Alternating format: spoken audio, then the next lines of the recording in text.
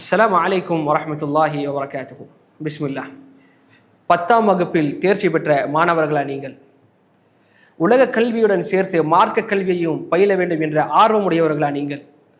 எம்முடைய பிள்ளைகள் அனைவரும் ஈருலக வெற்றி பெறக்கூடிய கல்வியை பெற்றிருக்க வேண்டும் என்ற ஆசையுடைய பெற்றோர்களா நீங்கள்? இதோ சேலத்தில் மாஹதுல் ஹிக்மா லி திராசத்தில் அரபியா என்கின்ற இந்த நிறுவனம் நிறுவப்பட்டு சிறந்த முறையில் இயங்கி வருகிறது.